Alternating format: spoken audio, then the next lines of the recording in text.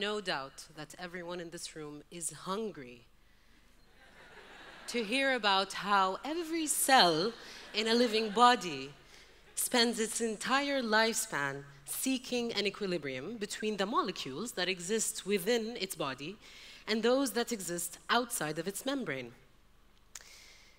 In fact, there are receptors on the membranes of every cell that detect any imbalance in the concentration of these molecules. All of a sudden, there's a lot of calcium outside of a muscular cell in comparison to what's inside, or there are more negative charges inside the neuron than outside of it. It's the mobility that results from this change of concentration that allows our hearts to continue to beat and our neurons to transmit information to our brains. It's exactly what allows our bodies to respond, to evolve, to live. There are mutations that occur to membranes and to receptors that affect this mobility. They eventually lead to the death of the cell and the slow decay of the living body. As a biochemist, to me, municipalities, ministries, the president, political parties, civil society, the media, they're all cells that are trying to seek an equilibrium in a living body. Out of political correctness, I'm not going to venture into defining what political institution is to the cells, but I assume that everyone knows who the phagocyte is. Institutions are cells that are seeking equilibrium. The legal and administrative framework is what defines the relationship between the membranes and the molecules and the particles, the people, us. It's what defines our relationship between the different stakeholders across the membranes of the different institutions. This mobility between us across membranes results into decisions, into projects that are being executed, into budgets that are being spent, into bills that are being voted on, into policies that are being drafted, into reports that are being published, into judgments that are being cast. This mobility is the life of the living body we live in. But this mobility, even though it's natural, is extremely fragile. In fact, it can easily be jeopardized by the stakeholders, by how long they stay in or they stay outside, by what they do when they're inside the cell and when they're outside of it. Molecular biology provides a very interesting excuse and explanation to why the revolution was bound to happen in Tunisia. Mutations took place in the system in a way that biased this motion of actors across the membranes of the different institutions.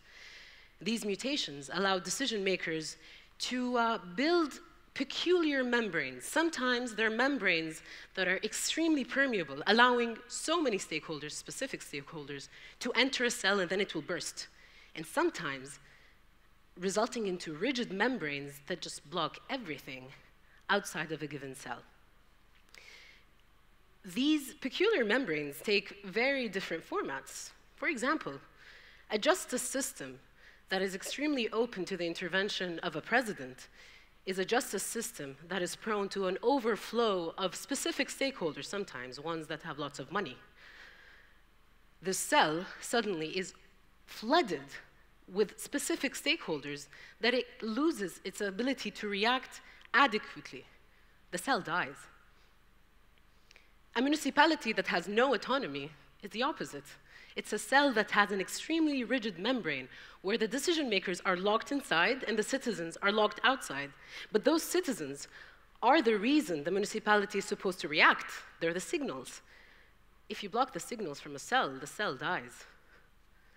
A parliament that is the result of a flawed electoral membrane is a parliament that has mutated receptors. It's a parliament that fails to reflect the imbalance that is bound to be there in our political system. A parliament that cannot reflect this imbalance is a parliament that cannot provide democracy. It's a dead cell. So what did the revolution do with these mutated and deficient cells? It ejected them. It ejected them in order to enable the living body to survive. Today, we're creating new cells. The Constitution has defined the framework from which we can try to build these membranes and these stakeholders, allowing them to interact. In fact, the Constitution is the DNA of the public sphere. And, thankfully, it constitutionalized the right for us to participate. What that translates into in biology is it made the pores on the membranes mandatory, not optional. So how are the cells looking like, the ones that we're creating? Well, for the justice system, a question that we need to ask is, how strong are the membranes? Are they strong enough to protect the justice system? But are they also letting us in, us, the negative and positive ions, the molecules with different backgrounds? Are they triggering the responsibility of the justice system to actually provide justice that is able to evolve with the evolution of the different molecules that are interacting with it?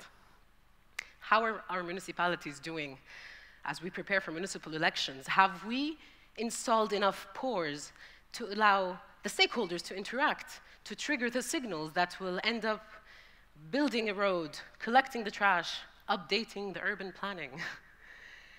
How's our parliament? Are the membranes allowing civil society and media in, or are they not? How are they doing with the flow, the overflow of governmental particles? Are they trying to reach the equilibrium, trying to balance this power, or are they giving up? How are they doing with keeping the dynamism of information and opinions across its membranes? Are they respecting the laws of thermodynamics and democracy, or opting for consensus? How's our presidential membrane doing? Who are they letting in and who are they not letting in?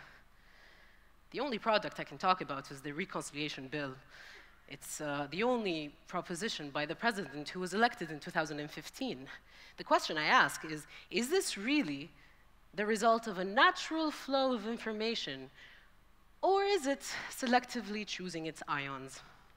I can go on forever with this biological framework. It's fun. But what's at hand is extremely vital.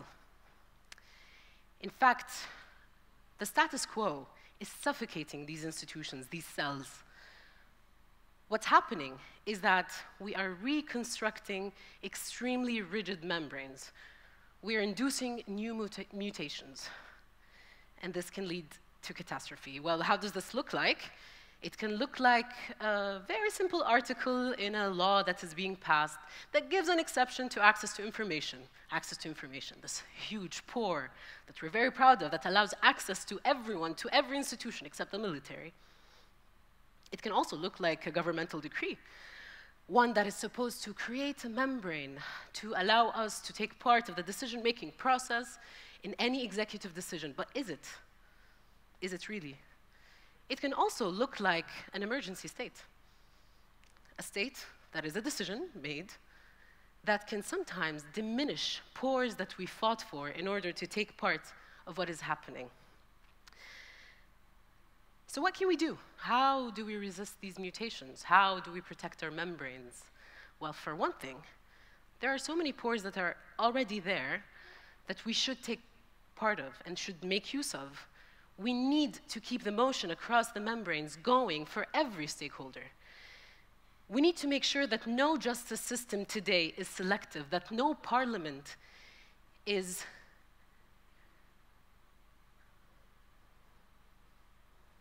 we need to make sure that no parliament is fictive. We need to make sure that no government is a bully. We need to make sure that no political party is a mutation. We need to make sure that no citizen is locked out and no decision maker is locked in. We need to make sure that civil society is not immobile. But last but not least, we need to make sure that our DNA will only change if it's a result of evolution and natural selection. Thank you.